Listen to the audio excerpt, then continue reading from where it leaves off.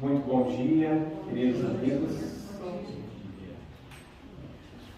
Uma grande alegria estar de volta à Sociedade Espírita dos Mensageiros da Paz, agora presencialmente, podendo usufruir do ambiente saudável, tão bem preparado para a chegada de todos nós, que é a nossa casa espírita. Que os bons espíritos nos amparem a todos, fazendo deste momento um momento especial na companhia de Jesus, e que os nossos espíritos protetores encontrem ensejo de nos falar no fundo da alma aquilo que realmente necessitamos. A doutrina espírita sempre nos falou de renovação.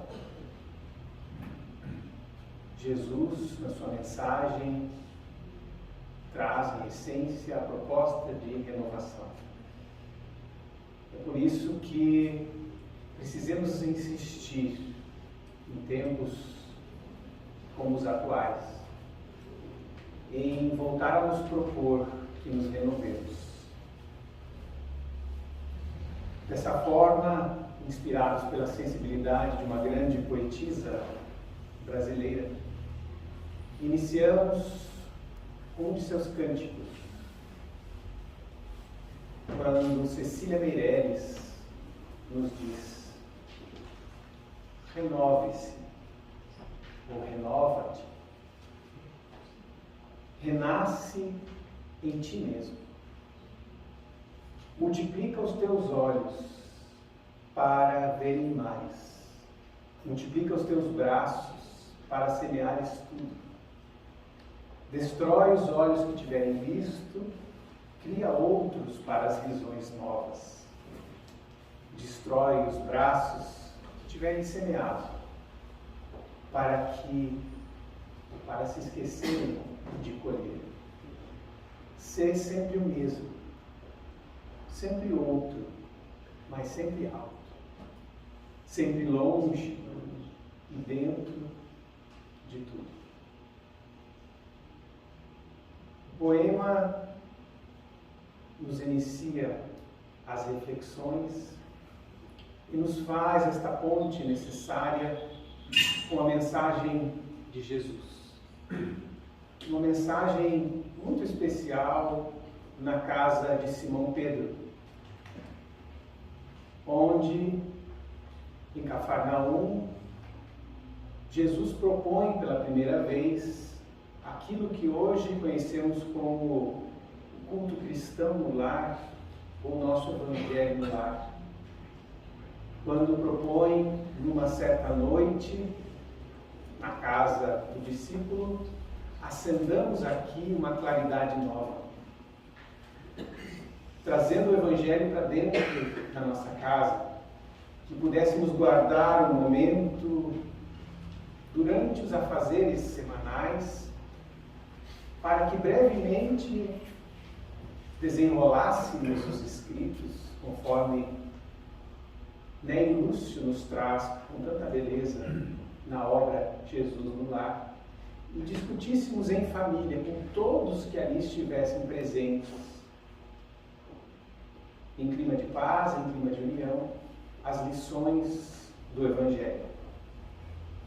Falamos desta importante obra trazida pela mediunidade de Chico Xavier, chamada Jesus no Lar, quando no seu capítulo 1, Neio Lúcio nos traz justamente aquele que foi conhecido como o primeiro Evangelho no Lar.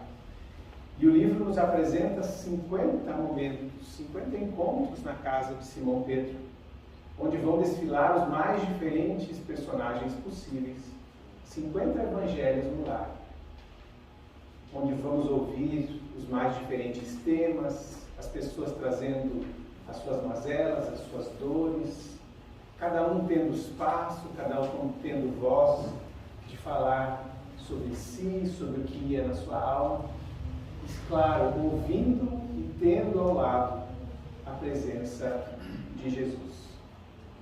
E hoje, nessa proposta de renovação da alma, trazemos um destes evangelhos, quando conhecemos uma personagem de nome Sara, esposa de Benjamim, criadores de cabras. E que num destes evangelhos, num destes momentos de mais proximidades com Jesus ao final do dia, encantada com as mensagens que havia ouvido, não só naquele dia, mas já estava acostumada a ouvir, porque seguia o Mestre, encontra ensejo com a proximidade e a intimidade de abrir o coração ao Mestre e dizer assim: a ideia do reino de Deus em nossas vidas é realmente sublime. Todavia, como iniciar-me nela? Temos ouvido as pregações à beira do lago e sabemos que a Boa Nova aconselha, acima de tudo, o amor e o perdão. Eu desejaria ser fiel a semelhantes princípios, mas sinto-me presa a velhas normas. Sara começava ali a colocar para fora aquilo que vinha do seu coração, as dificuldades que tinha. Alguém que acompanhava Jesus, que havia se encantado com a beleza da sua mensagem, com a beleza dos seus ensinamentos. Esses ensinamentos haviam feito sentido dentro de si, calavam fundo na sua alma, mas no primeiro momento de análise íntima ela percebia alguma dificuldade. Temos ouvido essas pregações, elas são lindas, mas sinto-me presa às velhas normas. Alguma coisa dentro de mim ainda me prende ao meu velho eu, me prende a essas velhas normas. É interessante perceber as características de Sara, porque ela é muito parecida conosco.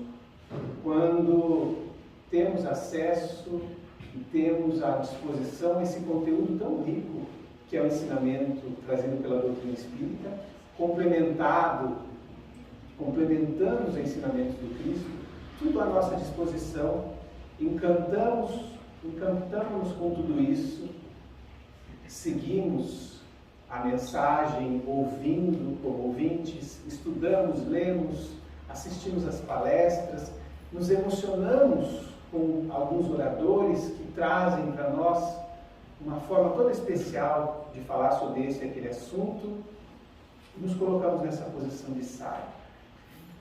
Eu desejaria muito ser fiel a esses princípios. Eu queria ser assim. Eu queria mudar toda a minha vida. Eu queria ser diferente, mas me sinto presa a velhas normas. Não consigo desculpar os que me ofendem, disse ela. Não entendo uma vida em que troquemos as nossas vantagens pelos interesses dos outros, que essa era a proposta de Jesus. Você deixar de pensar só em você, pensar no próximo. Sou apegada aos meus bens e ciumenta de tudo que aceito como sendo propriedade minha. Ainda somos muito apegados aos nossos bens, muitos de nós. Alguns, inclusive, ciumentos, com este vício do ciúme, principalmente naquilo que eu entendo como propriedade minha. Eu conquistei com o suor do meu trabalho, como a gente diz. É meu, eu paguei por isso, foi difícil construir, foi difícil conseguir, e nós nos apegamos a essas coisas de uma forma intensa. Não só as coisas, como as pessoas, aquelas que a gente ainda usa possessivamente os pronomes, dizendo os meus filhos, o meu marido, a minha esposa, a minha família. E nós ainda temos essa virtude, esse vício do ciúme conosco, assim como Sara se apresenta aqui. Então costumamos dizer que todos temos um pouco de Sara dentro dessa proposta que Neil Lúcio nos traz aqui, apresentando esse quadro de uma discípula que está ali abrindo seu coração para Jesus, dizendo: olha, eu acho linda a sua mensagem, ela me encanta, me conquistou, mas eu ainda me vejo presa a velhas normas, tenho dificuldade E ela diz algumas das principais dificuldades que ela tem aqui: em desculpar, em trocar as nossas vantagens pelos interesses dos outros. Isso é, eu não tenho que pensar no que é melhor para mim, eu tenho que pensar no que é melhor para todos, e me incluir nesse todos. Muitos de nós ainda temos dificuldade em vislumbrar o que é isso, porque ainda vivemos esse mundo egocêntrico, do que é melhor para mim, do me defender, do me salvar, isso que vem muitas vezes do instinto de conservação, mal entendido, não transformado, não evoluído. E Sara apresenta esse quadro. Jesus tinha uma característica fantástica como grande educador de ouvir. E ele ouvia o que Sara confessava com humildade, com sinceridade, com simplicidade, mostrando alguém que estava enxergando em si obstáculos praticamente invencíveis. Não sei como vencer tudo isso. Jesus, como grande educador, analisando certamente a alma de Sara, lhe devolve então a afirmação com uma pergunta. E aqui a gente começa a perceber onde Jesus deseja chegar. Ele diz assim: Sara, qual é o serviço fundamental da tua casa? Sara acha estranho a pergunta de Jesus, fica curiosa, e ela diz com naturalidade: ora, é a criação de cabras. Responde ela, curiosa. E como é que você procede para conservar o leite inalterado e puro para que possa ser usado no benefício doméstico? Vejamos que Jesus, como grande educador, se utiliza de algo do cotidiano das pessoas para poder introduzir algum ensinamento. Mas ouvindo tudo isso aqui, antes de que Jesus, o que Sara pudesse responder, o dono da casa, Simão Pedro, com toda a gentileza possível, aconselha. E Jesus deixava esse espaço, dizendo assim para ela: olha, para isso é indispensável a boa vontade. Se você quer realmente se modificar, se você quer se transformar, se você quer romper com estas barreiras que ainda encontra dentro de você, é importante boa vontade, disse Simão Pedro. E logo em seguida, também com espaço e também com voz, talvez hoje a gente não consiga vislumbrar o quão grande isso era, mas a esposa de Simão Pedro, também dando opinião dentro da sua própria casa, dizendo assim: com fé em nosso Pai Celestial, atravessaremos os tropeços mais duros. Os ensinos, as escrituras, eram acessíveis apenas a poucas pessoas nas sinagogas e apenas aos homens. Jesus, quando inaugura a proposta do Evangelho no lar, ele causa uma grande revolução. Por vezes a gente não tem ideia que hoje conversamos aqui, homens, mulheres e crianças, numa casa espírita, em pé de igualdade, em que todos podemos expor as nossas ideias e cá para nós. Não fazemos distinção se quem está colocando a ideia é um homem ou uma mulher, se vem dessa ou daquela classe social. Espero que não façamos mais esse tipo de distinção. Mas à época, as mulheres não tinham voz. As mulheres eram criadas para serem boas esposas e não tinham acesso às escrituras e não discutiam esse tipo de assunto porque era assunto dos iniciados apenas. E Jesus abria isso dentro do Evangelho no lar de uma forma que todos poderiam se colocar. E é assim que a esposa de Simão Pedro também se coloca. É assim que Sara também tem a oportunidade de dizer: olha, eu estou com dificuldade para entender e para aplicar na minha vida. Então Jesus dá o espaço para que Simão Pedro possa dar o seu conselho, para que a esposa de Simão Pedro possa dar o seu conselho. E a gente fica imaginando, né, estar presente num evangelho no lar, em que esteja presente a figura de Jesus. Nós vamos ficar bem quietinhos, né, dizendo, olha, deixa ele falar, deixa ele cuidar da lição e a gente só fica ouvindo. Mas era um clima de tanta naturalidade que todos se sentiam à vontade, mesmo diante de Jesus, para poder dar ali a sua opinião. Então os dois dão opinião. Simão Pedro dizendo que era necessário boa vontade e a esposa que era necessário fé. E aí então que Jesus pergunta para Sara qual é o serviço fundamental da sua casa. E ela responde que é a criação de cabras, e ele vai perguntar como é que você faz para manter o leite inalterado, o leite puro, para benefício, para o uso doméstico. E aqui a gente começa a entender onde Jesus queria chegar. Ela responde assim, Senhor, antes de qualquer providência, é imprescindível lavar cautelosamente o vaso em que ele será depositado. O vaso de barro, o vaso de cerâmica, à época, possivelmente, onde aquele leite puro da cabra ia ser depositado. Por isso que a gente está vendo ali algumas fotos desde o começo dos vasos, porque a figura do vaso é importante na nossa lição de hoje. É imprescindível lavar cautelosamente o vaso em que você vai pôr esse leite puro.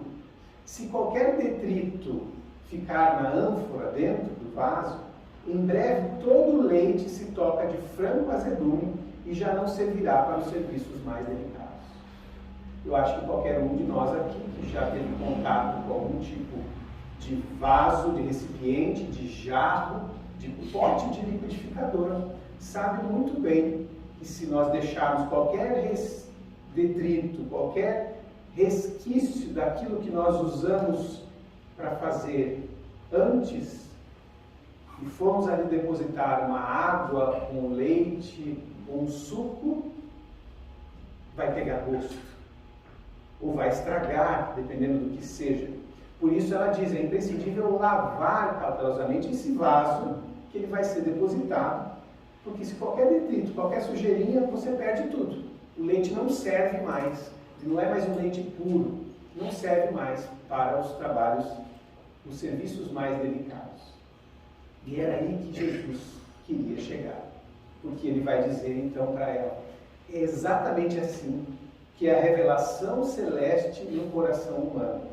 Se não purificamos o vaso da alma, e aí está destacado, porque essa é a grande lição deste Evangelho, se não purificamos o vaso da alma, o conhecimento que vai sendo depositado nele, que chega a ele, que nós temos acesso, não obstante superior, maravilhoso, ele se confunde com as sujidades, as sujeiras do nosso íntimo, que já estão lá dentro do vaso, como que se degenerando, reduzindo a proporção dos bens que poderíamos recolher.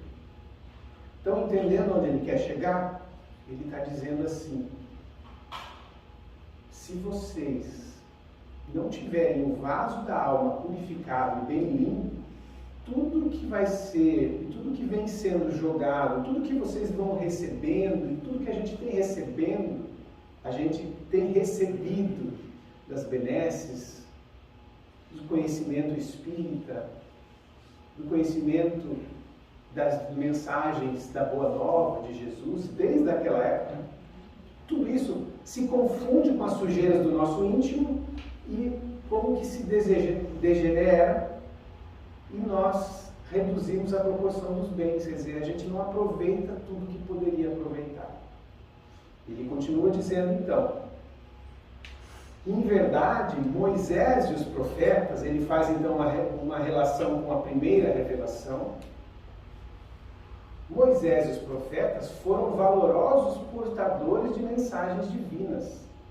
Lembram que Jesus, quando trouxe a sua proposta, disse: eu não vim destruir a lei, vim lhe dar cumprimento, mostrando o quanto era importante a mensagem que Moisés e os profetas haviam trazido e estão lá no Antigo Testamento. Então ele está dizendo, olha, aquilo que Moisés e os profetas trouxeram era muito valoroso, era um leite puro. Mas os descendentes do povo escolhido, eles não purificaram suficientemente o receptáculo vivo do Espírito para recebê-los. Quando receberam aquilo, não estavam com o vaso purificado. É por isso que os nossos contemporâneos, e agora ele fala da época em que eles estavam vivendo, que Moisés havia sido bem antes, né?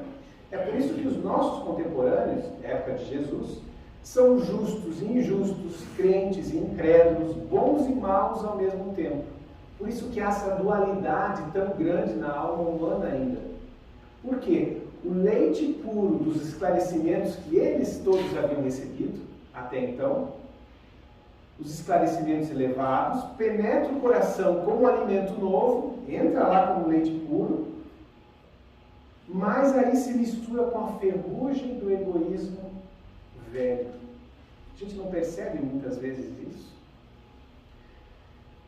Quando a gente ouve os ensinamentos, as coisas fazem sentido, a gente se empolga, mas aquilo se mistura com as nossas viciações, se mistura com a ferrugem do egoísmo velho, e do serviço renovador da alma restará então o vinagre da incompreensão, adiando o trabalho efetivo no reino de Deus.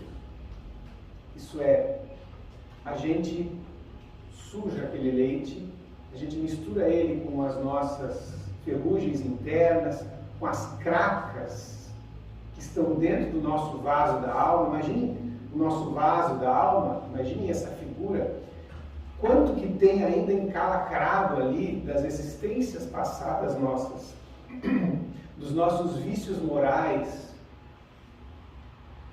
dos erros cometidos, dos desatinos, daquelas coisas que estão ali e a gente não tira de jeito nenhum, porque são coisas que a gente traz já de geração em geração, vícios morais, formas de pensar iguais, que a gente tem dificuldade de mudar. Isso está tudo encalacrado dentro desse vaso.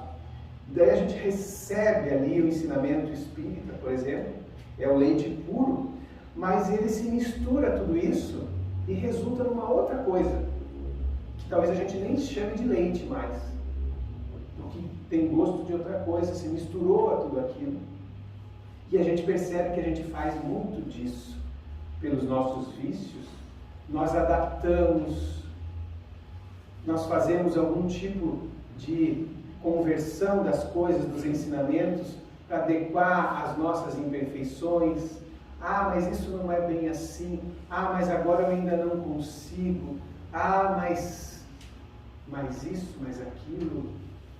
E a gente percebe que a gente pega todo aquele leite puro e vai adequando, vai fazendo as convenções para que aquilo fique mais parecido com as nossas sujidades interiores. Vou lhes dar um exemplo clássico disso. Quanto os ensinamentos trazidos pelos profetas, por Moisés e por Jesus foram literalmente adulterados por comodidades. Eles foram encaixados. Alguns escritos, algumas coisas foram retiradas dos textos que a gente tem à disposição. Algumas delas foram adaptadas para que aquilo não entrasse em choque com os interesses.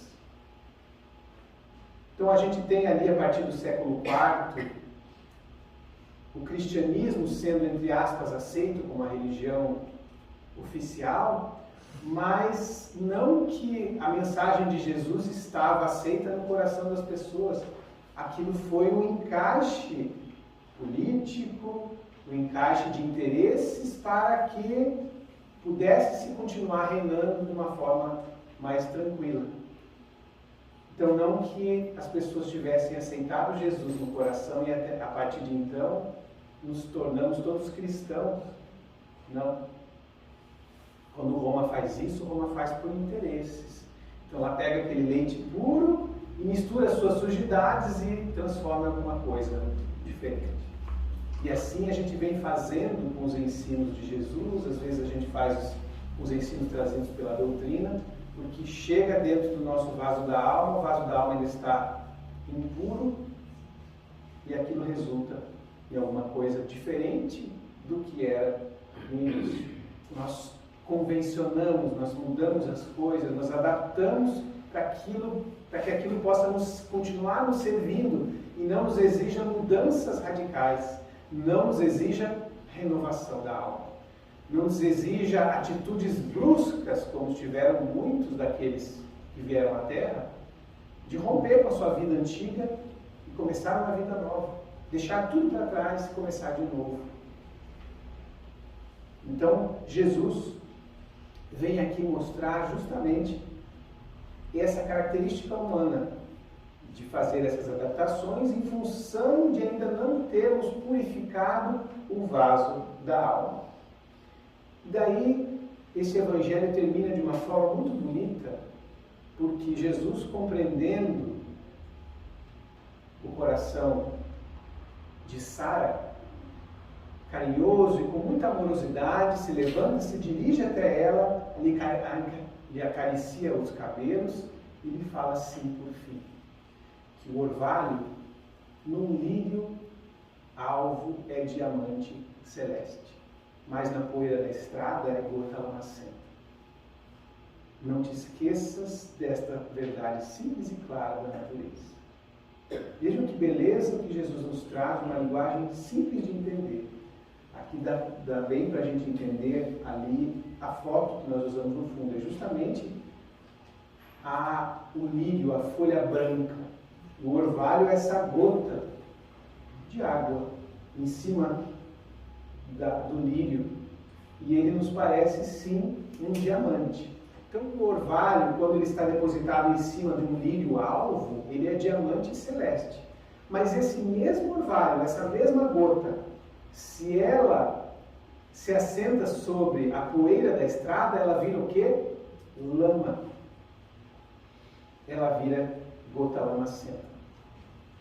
Então Jesus está dizendo e nos convidando a pensar como nós temos recebido os ensinos, como nós estamos recebendo as verdades que batem à nossa porta e soam para nós a todo instante, como um lírio alvo, produzindo um diamante, ou ainda como a poeira da estrada, transformando aquilo em lama. É a mesma gota que eu posso ter como a beleza de um diamante, mas eu posso ter transformado em lama. Quando as sujeiras do meu íntimo ainda não me permitem colocar tudo aquilo em prática. Então não te esqueças dessa verdade simples e clara da natureza. Que fique este símbolo no nosso coração também, para as reflexões de como nós temos recebido tudo que nós recebemos, tudo que está à nossa disposição. Nunca fomos tão bem servidos de mensagens. Olha a quantidade de obras belas, de mensagens lindas, tocantes, que nos chegam todos os dias, das mais diferentes formas possíveis. A facilidade que a gente tem dos livros, e hoje com o advento da internet, por vezes não precisando nem comprar um livro, mas as mensagens estão lá. As mensagens estão brotando e aparecem para nós.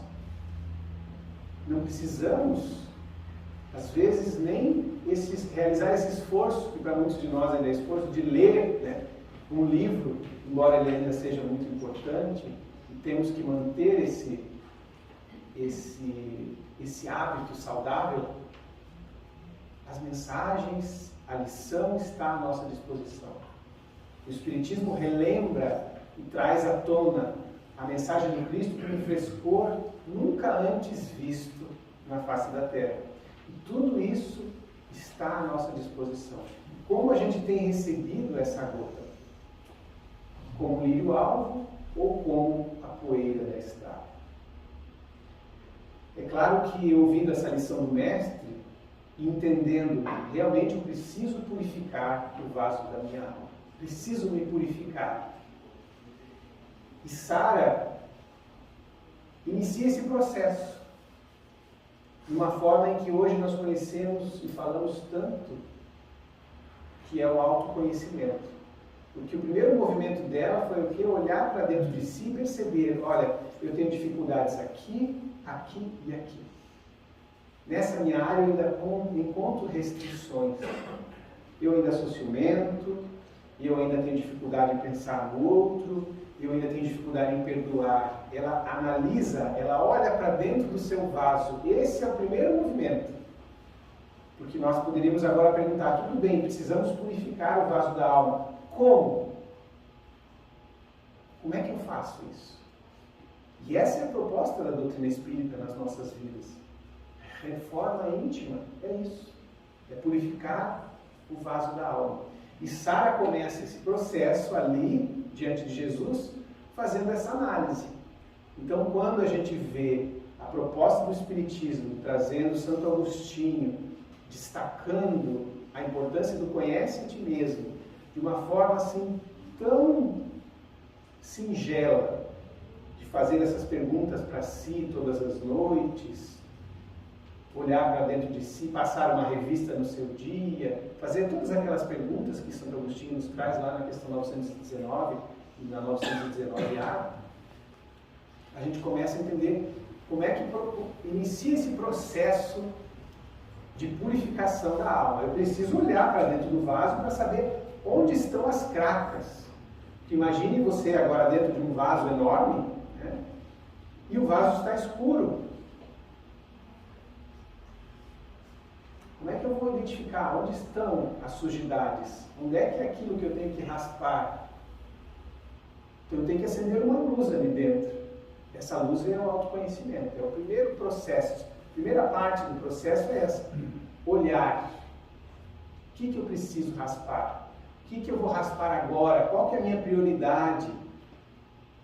Algumas coisas saem com alguns dias, algumas semanas de uma boa esponja, uma boa palha de aço. Outras nós vamos ver que nós vamos ter que pôr quase que umas britadeiras lá dentro. Né? Algumas coisas ali, durante algumas vidas para a gente tirar, porque está muito encalacrado, já se confundiu com o vaso, é como se fosse parte do vaso, a gente vai ver depois que não era. Mas há tanto tempo que está lá, mas uma hora tem que começar. Eu tenho que tirar o primeiro pedacinho, tenho que quebrar o primeiro pedacinho. E a doutrina espírita é maravilhosa porque ela nos traz esse caminho. E aí nós temos inúmeros estudos nos aprofundando nesse processo do autodescobrimento, que no primeiro passo é olhar assim para dentro de si, mas no segundo mostra o como fazer. Como é que você renova a sua alma? Como é que você purifica a sua alma? E Joana de Ângeles, tantas vezes Joana, desde aquela primeira Joana de Cusa, que é queimada viva ao lado do filho, que é convidada a abjurar, e não abjura, que tinha tanta certeza da beleza da mensagem do Cristo, que certamente foi uma das figuras que participou em alguns momentos desses encontros íntimos com Jesus, como as passagens nos traz. Hoje, Joana de Ângeles para nós nos traz maneiras muito ricas e nos aponta caminhos, são muitos os caminhos, mas ela nos aponta caminhos seguros para realizar esse processo de limpeza do vaso da alma. E um destes processos diz respeito à mudança de hábitos. Hábitos do pensar, hábitos do sentir e hábitos do agir. E ela, nessa mensagem, na obra Momentos Enriquecedores, nos vai mostrar um caminho muito profícuo para realizarmos esse início de processo de limpeza do nosso vaso da alma, dizendo assim: não se alteram hábitos doentios, perniciosos, de um momento para o outro, com apenas disposição, sem correspondente esforço para conseguir. Então ela começa dizendo assim: se você quer alterar hábitos, entenda que os hábitos não se alteram de uma hora para outra. Você não vai sair daqui e vai dizer, a partir de agora eu não sou mais ciumento. Basta a disposição? Não basta. Você pode estar muito empolgado com isso, você pode estar extremamente envolvido com essa proposta, mas não é de um momento para o outro. Nós sabemos que isso exige esforço. A gente não gosta muito de ouvir essa palavra, porque a gente ainda gosta de soluções fáceis. A gente quer que as coisas mudem rápido.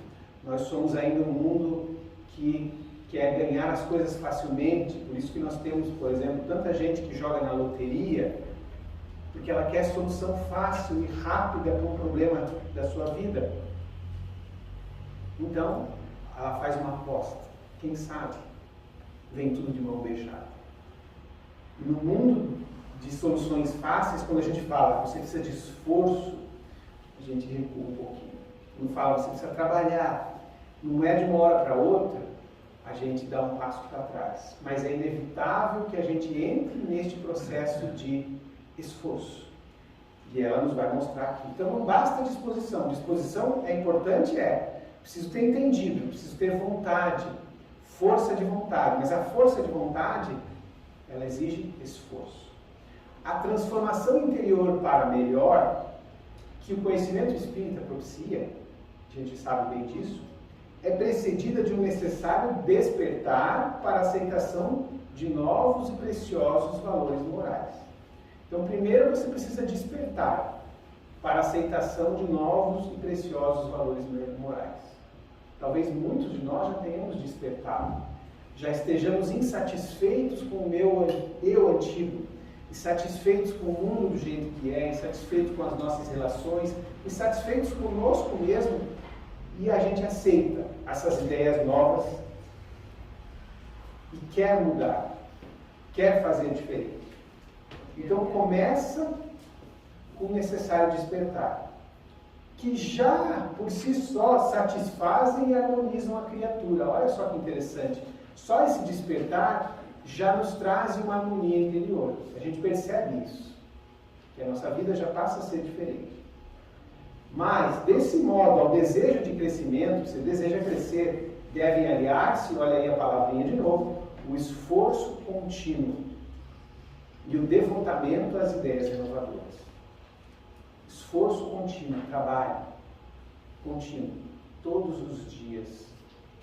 E o devotamento, isso é, o devotar, o devoto é o quê? Aquele que despende tempo com aquilo e não mede esforços para conseguir.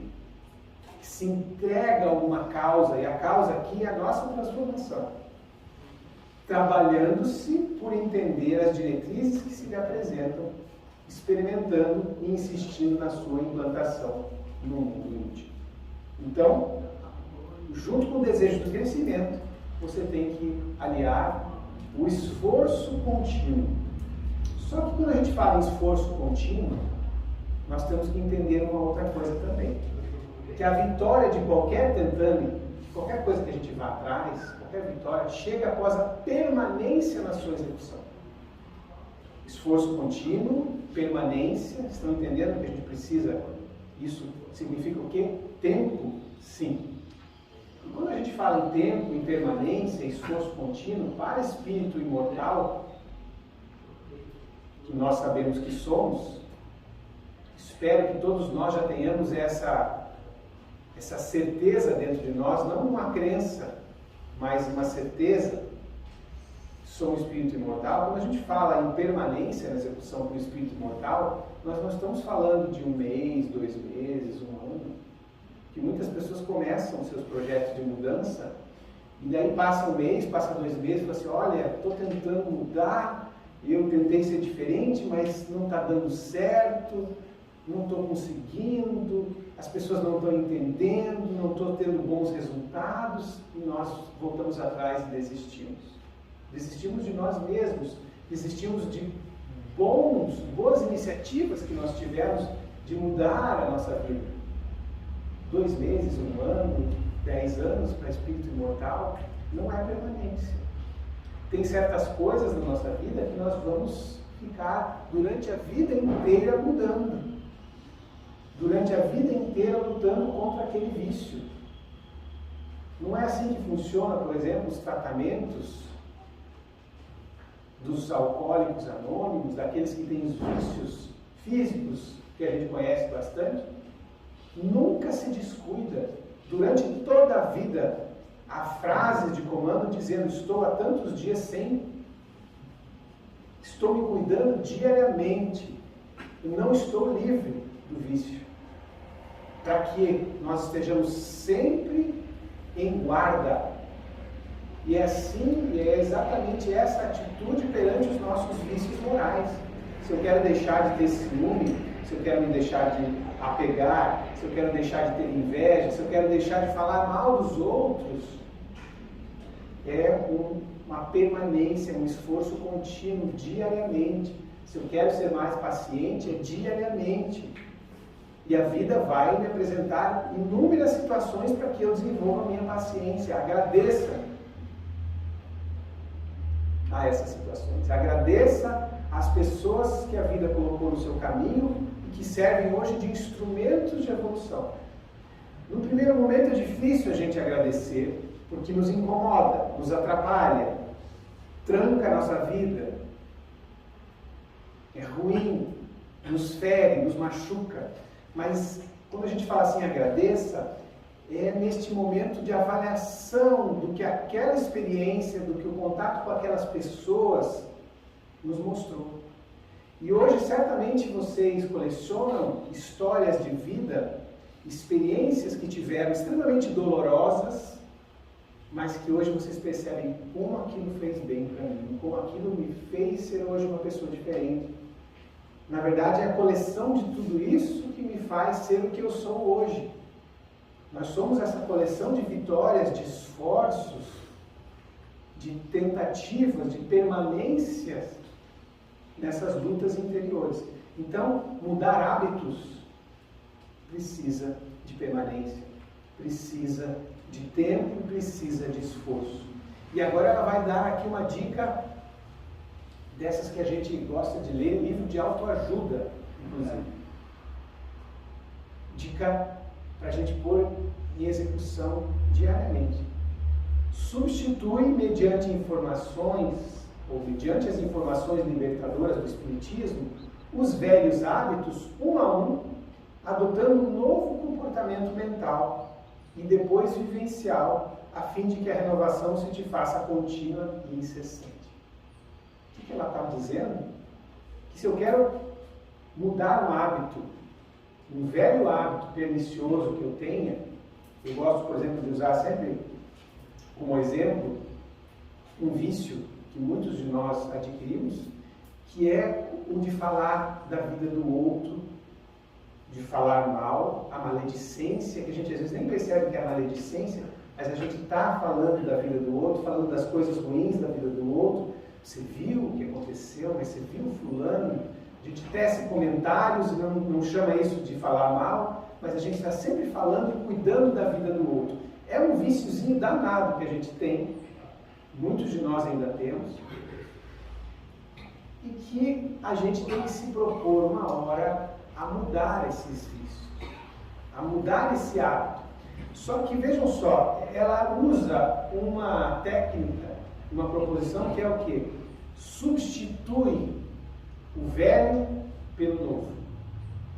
Então vejam que não funciona assim, eu deixo de ter esse vício, aí fico sem ali, para depois eu pôr alguma coisa. Não, eu tenho que trocar, nossa mente funciona assim, a nossa forma de trabalho, de ação funciona assim, eu troco uma coisa errada que eu estou fazendo, uma aplicação ruim do meu tempo por uma aplicação boa. Aquele mesmo tempo que eu usava para ficar, por exemplo, fuçando nas redes sociais e cuidando da vida dos outros, ou ficar vendo os Reels e TikToks da vida, que vem um atrás do outro, e daqui a pouco eu olho aquilo ali, faz 20 minutos olhando uma besteira atrás da outra, esse mesmo tempo que eu despendia para isso, já é um vício para muitos de nós, porque a gente não consegue ficar mais sem ficar lendo ali todo dia para ficar atualizado, para saber como as coisas estão acontecendo, ficar sabendo de tudo.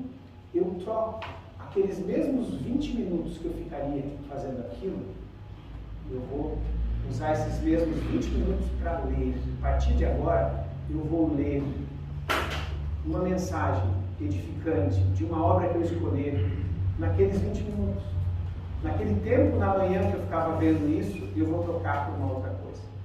Naquele tempo de deslocamento para o meu trabalho, em que eu ficava com a mente totalmente perdida, sofrendo por antecipação, porque os problemas que eu ia ter que resolver, e eu já chegava no meu trabalho totalmente desestimulado, eu escolhi ouvir uma palestra. Quantos de nós fazemos isso? Naquele tempo do trânsito que me incomoda, que me deixava nervoso, que me fazia muitas vezes me dispor com outras pessoas, eu escolhi ouvir uma palestra, uma mensagem edificante. Então veja o que acontece com o nosso hábito mental. Eu troquei um hábito pernicioso por um hábito saudável. E assim a gente vai fazendo com todas as outras coisas que a gente percebe que a gente faz com o nosso tempo, que não está servindo para o nosso crescimento espiritual, e eu troco por outra que esteja servindo. E para a gente ilustrar bem isso, a gente pode usar um exemplo também do vaso, mas agora imagine um jarro de água. E que cada um de nós seja, imagine um vaso, um jarro de água transparente, e que esteja cheio de água, mas esse conteúdo, para a maioria de nós, ainda é uma água muito turva, barrenta, a água lamacenta mesmo. Pelos conteúdos mentais, Joana de Ângeles, numa das suas obras, fala que nós temos de 60 a 90 mil pensamentos por dia, e que a grande maioria, acima de 90%, são totalmente desnecessários, perniciosos e ruins. Então, olha só como é o lixo mental que a gente acumula. Então imagine a gente com esses 60 ou 80 mil pensamentos diários nesse jarro de água, água turva, água suja.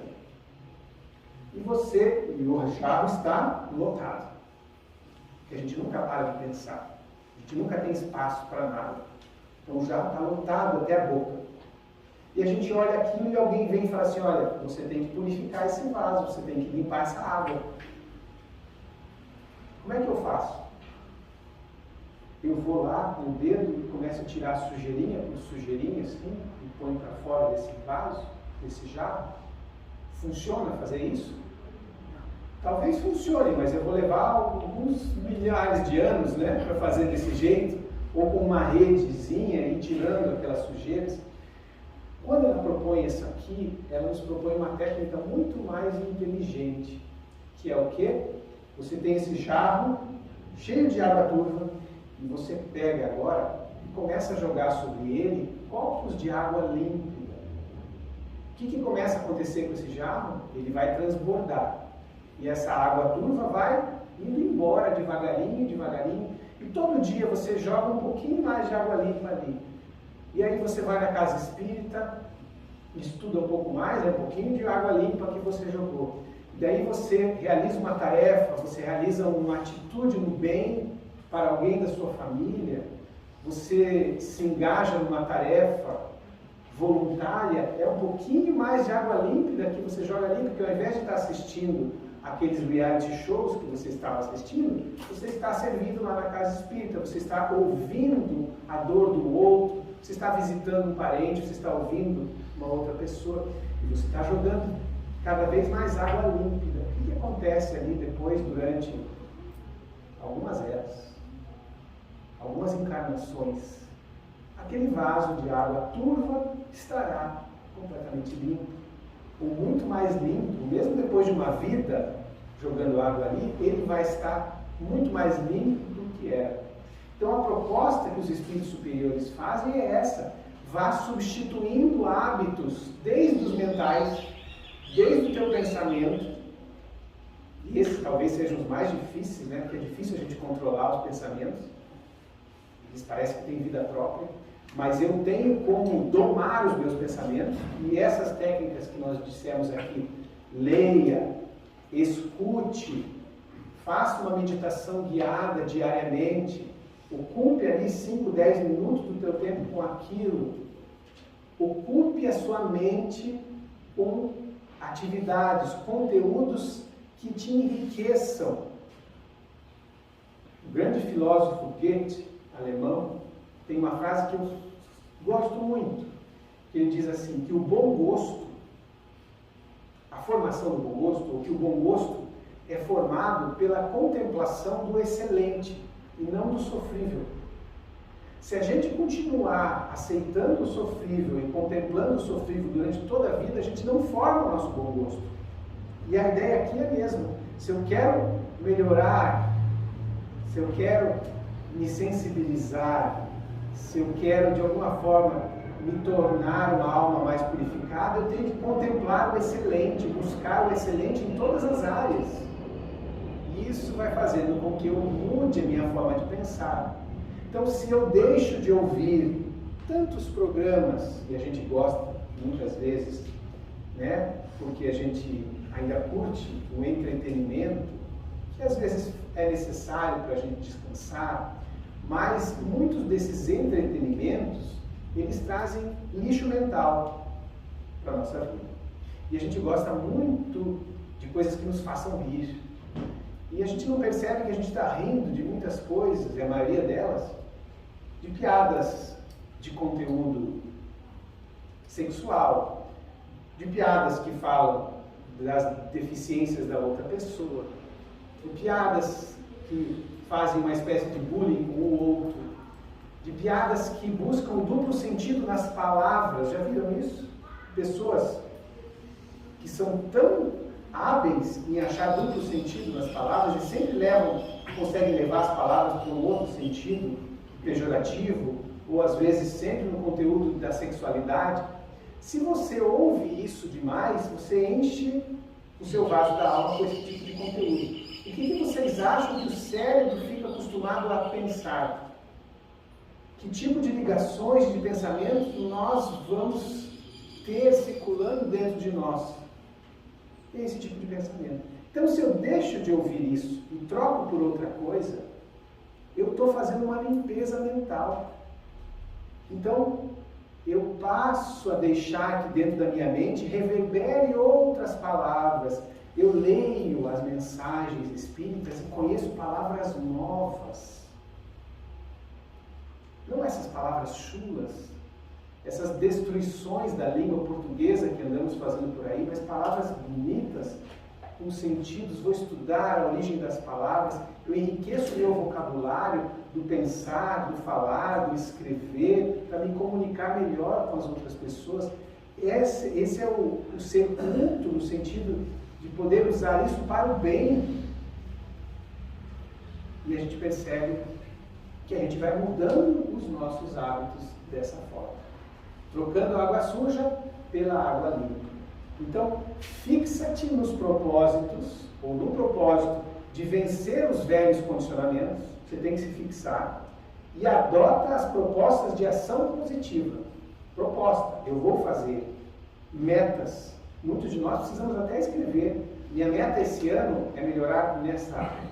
A minha meta nesse próximo tempo agora é resolver um problema que eu tenho de relação com esse ou com aquela pessoa. Não foi clara a lição de Jesus do reconcilia-te enquanto está com o adversário? O que a gente tem feito a respeito disso?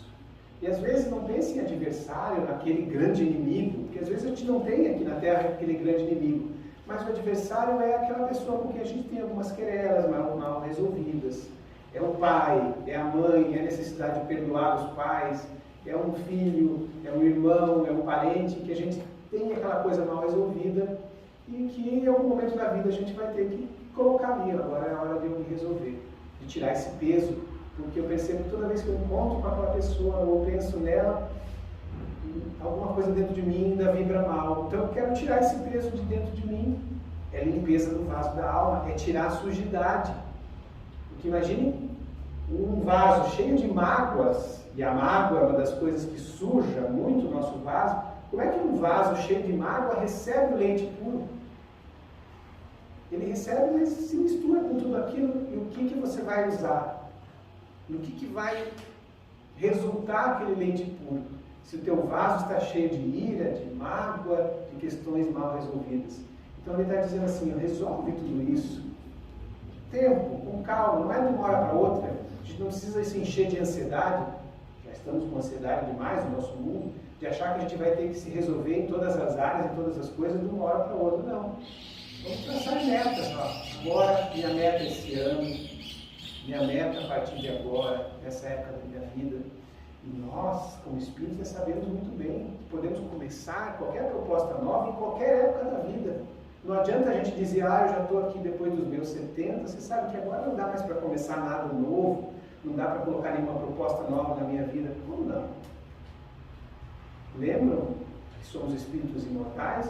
Eu tenho 70 agora. Eu estou no final de uma página. Mas eu sou um livro, né? E eu vou continuar até o final da página. Aliás, tudo que eu puder fazer para me melhorar até o final desse capítulo, que é essa existência, eu vou levar para o capítulo seguinte, que vai começar, não sei quando, não sei onde, mas daqui a pouco se inicia um outro capítulo, e eu começo esse capítulo bem melhor se eu tiver aproveitado o capítulo anterior. Então, mesmo que a gente tenha só um dia, uma semana, eu posso começar qualquer coisa. Desde os conhecimentos intelectuais, que são por vezes mais difíceis depois de certa idade, as questões de renovação moral. Tudo a gente pode começar. Porque somos espíritos imortais. A gente faz um plano não para 80 anos, a gente faz um plano para 400 anos, para 500 anos. Então a gente tem possibilidade de começar isso em qualquer momento da nossa vida. Então, adota essas propostas positivas que vão te auxiliar no crescimento íntimo. Liberta-te dos instrumentos frágeis de justificação. Agora eu não posso, agora minha vida está muito corrida, agora estou resolvendo esse problema de saúde, agora estou cuidando do problema de saúde de não sei quem, então agora eu não posso me envolver nisso, agora eu não posso abraçar essa tarefa, agora eu não posso iniciar tal coisa. Percebam quantas justificações são mecanismos de fuga da nossa alma para evitar começar as limpezas. Fugas psicológicas é a realidade e a responsabilidade. E ela termina dizendo, insiste na lapidação das arestas grosseiras. Somos esculturas em processo de trabalho, um grande artista. Esculpimos-nos a nós mesmos. Então, vamos lapidar essas arestas grosseiras da personalidade, aquelas, inclusive, que machucam mais os outros. Vamos começar por estas, lapidando. E adapta-te ao novo modo de entender e ser, incorporando a condutas diretrizes espirituais. Você vai se dar conta, aqui que é um ponto também que nos sensibiliza, que nos dá ânimo, que a gente vê, começa a falar de mudar intimamente, de ter que transformar, de esforço, a gente bate sempre no homem velho, tem que ser, né? Tem que mudar, da preguiça da gente sair da onde a gente está, da inércia, né? O problema da inércia, moral e tudo mais. Mas olha só, dar-te-ás conta dos benefícios imediatos que advirão. Quando a gente se propõe a mudar, quando a gente começa um trabalho de transformação, você já tem benefícios imediatos. As soluções aos problemas que surgirão. Uma mente, eu vou lhes provar o benefício imediato daqueles de nós que nos propomos a mudança de hábitos. Uma mente que deixa de ter velhos hábitos e passa a cultivar o excelente, buscar bons conteúdos, consegue sintonia com a espiritualidade superior que antes não conseguia.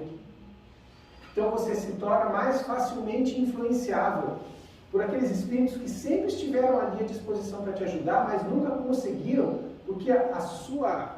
Eu sou do tempo ainda do rádio que fazia isso, né? Mas a sua frequência na rádio estava em outra. Mas agora você mudou um pouquinho e você está podendo ouvir um outro tipo de música que antes você não ouvia. Porque você mudou. mudou dentro de si. E agora você consegue essa sintonia. E sintonizar-se com espíritos superiores significa ter melhores intuições, ter uma sensação constante, ou em vários momentos de paz da alma. E a gente percebe isso quando a gente está na casa espírita. Por que a gente se sente tão bem aqui? Porque é um ambiente preparado para nós. Porque é um momento que a gente esquece um pouquinho dos nossos vícios, dos nossos problemas, das nossas encrencas, e a gente se deixa um pouquinho influenciar por isso, e a gente recebe essas benesses. Imagine acontecer isso e poder receber isso sempre, em qualquer lugar. Não precisa ser dentro da casa espírita. Basta que a minha sintonia mental esteja diferente. Então, os benefícios imediatos são esses.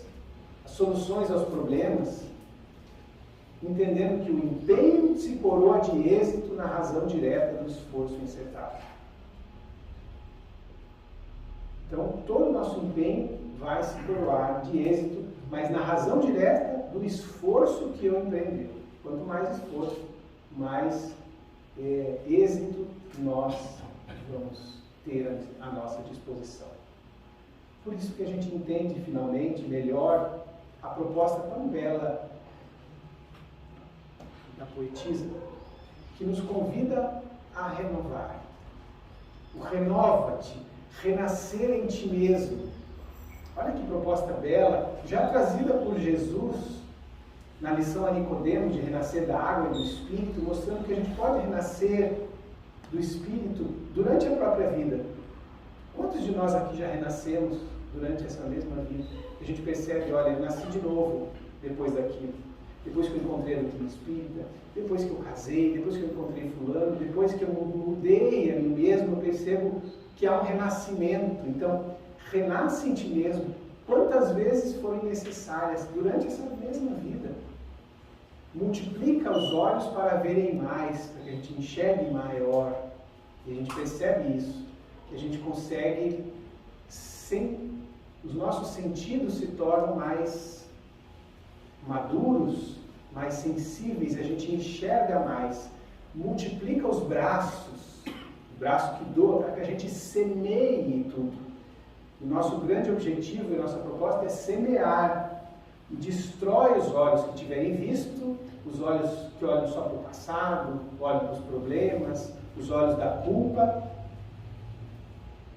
e cria outros para as visões novas. Criar outros olhos, nos propor a enxergar as coisas de forma diferente. Aqueles braços que semearam, destrói aqueles braços para que eles se esqueçam de colher. Porque a gente tem que aprender a semear e dar sem pensar na colheita. Às vezes outros vão colher aquilo que nós semeamos. Então é fazer o bem sem esperar o retorno para nós mesmos. Assim como a gente faz quando a gente semeia com os nossos filhos, na nossa família. Semeamos o amor, educamos, damos tudo que poderíamos dar pelos nossos filhos, semeamos sem esperar a colheita. Talvez a colheita não venha nessa encarnação, venha mais lá para frente, outros vão colher, mas eu semeei, e o fato de eu semear já me fez mais feliz.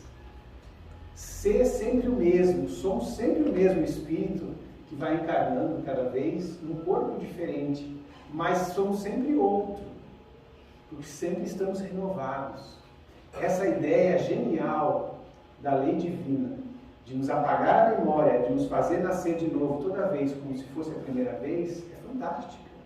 Porque a gente tem chance de se renovar, porque a gente tem cara de que está aqui pela primeira vez, a gente aqui tem a noção de que estamos aqui pela primeira vez, mas não estamos. Mas essa ideia de estar aqui pela primeira vez nos traz esse frescor, porque a gente não lembra o que a gente fez, o que a gente viveu, o que deixou de fazer lá atrás, e só pensa daqui para diante, o que eu quero ser daqui para diante. Então, ser sempre outro, mas sempre alto, olhando as coisas do alto, e a doutrina nos ensina a enxergar tudo de longe, no olhar de quem está no alto da montanha, enxergar a minha vida não mais apenas como uma folha que eu vou escrevendo, e que eu começo lá no primeiro parágrafo e termino com a morte, mas eu enxergo a minha vida agora como um livro de diversos capítulos. E eu estou no meio, talvez mais para o começo do livro do que para o final, no meio de um capítulo, alguns mais para o final, mas eu já tive capítulos antes e eu terei muitos capítulos pela frente. E conforme eu me trabalhar agora, os capítulos da frente poderão ser sempre mais felizes do que eram os anteriores. E o mais interessante dessa história do nosso livro é que ela sempre vai acabar com o final feliz. Nós não nos preocupemos com isso. As leis divinas já nos garantiram que o nosso objetivo é a perfeição, o nosso objetivo é a felicidade. Agora, quanto tempo nós vamos levar, quantas páginas nós precisamos colocar para chegar lá, vai depender de cada um de nós. Por isso, sempre longe, dentro de tudo, participando de tudo, para que tenhamos essa vida em abundância. Levemos conosco essa proposta que bate à nossa porta mais uma vez, renovação da alma. Em tempos de transição planetária, em tempos de um mundo tão sacudido pelos acontecimentos, renovação da alma é renovação íntima de cada um de nós. Sigamos em paz, cada vez mais renovados. Muito obrigado e até uma próxima vez.